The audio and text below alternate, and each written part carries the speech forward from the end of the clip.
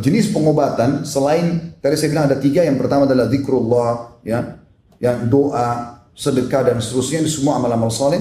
Yang kedua masuk dalam pengobatan adalah pengobatan yang juga banyak ditinggalkan oleh kaum muslimin, pengobatan dengan cara yang diajarkan oleh Nabi SAW. Seperti misalnya ruqyah syariah. Ya, Ibnu Qayyim rahimahullah mengatakan, aku pernah merasakan rasa sakit kepala yang luar biasa. Kemudian aku membaca surah Al-Fatihah, meniupkan ke air zam-zam, lalu aku meminumnya dan mengusapkan ke badanku. Tiba-tiba sakit itu hilang. Ruqyah syariah. Teman-teman yang mau lebih jauh bisa nonton insya Allah ceramah kami di YouTube tentang masalah ruqyah syariah. Dan ini ulama sudah sepakat mengatakan bukan hanya orang kena racun, sihir, tapi juga dia bisa mengobati segala macam masalah dan penyakit. Kemudian juga jangan pernah tinggalkan habbatus sauda. Sekarang beli di rumah, jintan hitam. Selalu kita dengar hadis Nabi SAW tapi tidak diamalkan. Hadis Bukhari Muslim, habbatus sauda dawa likul da'il sam.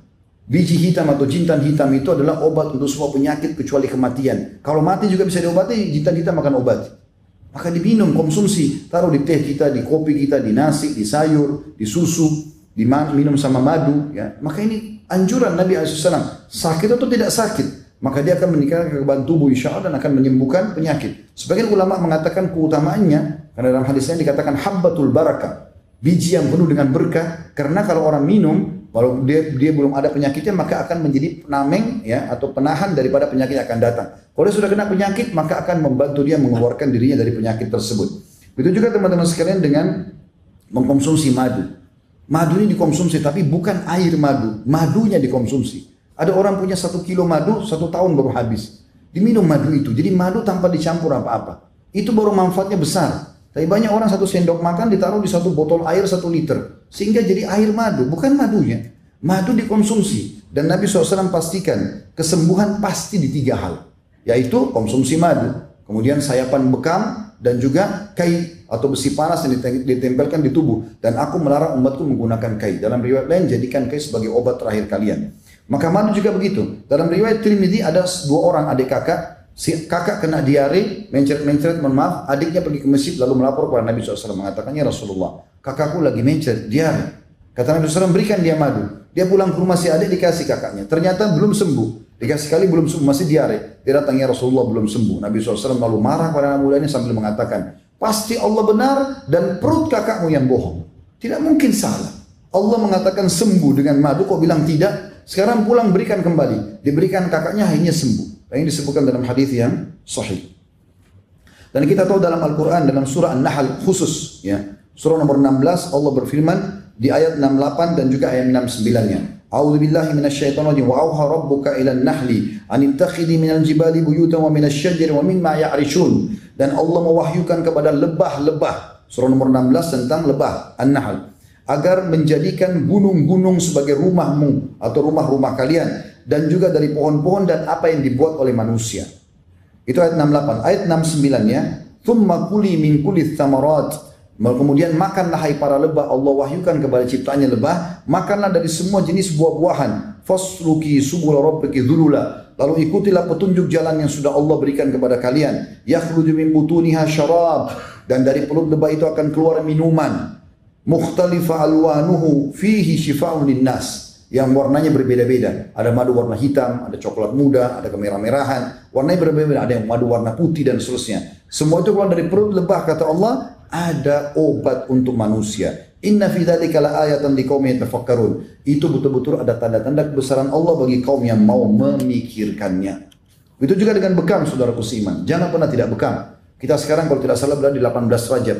Sunnah Nabi SAW tanggal 17, 19, dan 21. Kalau kemarin 17 Anda belum bekam, maka besok insya Allah bisa bekam di tanggal 12 atau tanggal 21. Dan Nabi SAW juga mengatakan bahwasanya kesembuhan pasti di sayapan, ya, bekam. Dan Nabi SAW mengatakan dalam hadis sahih riwayat Ahmad, sebaik-baik pengobatan penyakit kalian adalah berbekam. Juga dalam riwayat lain, riwayat Tirmidzi, kata Nabi SAW, tidaklah aku melewati sekumpulan para malaikat, ya, di langit pada saat aku sedang Isra dan Mi'raj, kecuali mereka semua mewasiatkan mengatakan, hai Muhammad, perintahkan umatmu untuk berbekam. Dan Nabi SAW mengatakan, dalam hadis riwayat Abu Daud, barang siapa ingin berbekam, hendaklah dia lakukan di tanggal 17, 19, dan 21, maka akan menyembuhkan semua penyakit. Juga teman-teman sekalian, konsumsi air zam-zam. Jangan lupakan air zam-zam. Beli, miliki, minum. Air Zam-Zam pulang dari umrah bukan ditaruh di gudang, di lemari, 5 tahun nggak dikonsumsi.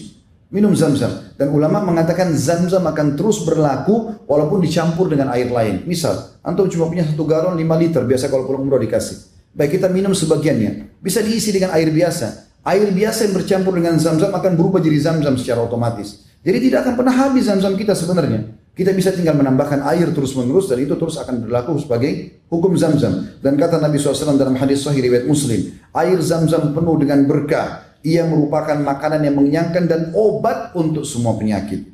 Juga sabda Nabi SAW dalam hadis riwayat Ahmad dan Ibnu Majah, Zam-Zam sesuai dengan niat dan tujuan orang yang meminumnya. Minta kesembuhan Allah kasih. Minta apapun Allah akan kasih. Dan juga Nabi SAW dalam hadis riwayat Tirmidzi dan Al-Baihaqi dengan sanad hasan, beliau pernah membawa air Zam-Zam dikatakan dalam girbah. Girbah itu kayak wadah minuman, untuk taruh minuman tapi dari kulit hewan. Kemudian beliau menyiramkan dan meminumkannya kepada orang-orang yang sakit. Jadi ini bentuk-bentuk ikhtiar kita. Kemudian yang terakhir, pengobatan ketiga yang paling banyak orang sekarang melakukannya dan meninggalkan yang pertama dan kedua, yaitu berobat secara medis. Dan ini dianjurkan juga dalam Islam. Tapi ini pengobatan terakhir justru. Kalau kita malah terbalik, dokter dulu, nanti kalau sudah tidak bisa sembuh dengan 30 dokter, baru sholat malam. Baru mau berdoa. Allah di nomor 30 kan, bagaimana bisa sembuh? Maka ikhtiar medis adalah ikhtiar yang terakhir. Hanya pelengkap saja. Sebagaimana Nabi SAW bersabda, sesungguhnya Allah tidak turunkan penyakit, hai hamba Allah, kecuali Allah turunkan bersama obat, maka berobat wahai hamba-hamba Allah. Aku qauli hadza, saya sudah mengucapkan perkataan saya ini, wastaghfirullah li wa lakum, dan saya beristighfar kepada Allah, dan ada jamaah istighfar kepada Allah, fastaghfiruhu innahu wal ghafurur rahim. Beristighfarlah kepadanya karena Dia Maha menerima taubat hamba-hamba dan juga Maha penyayang.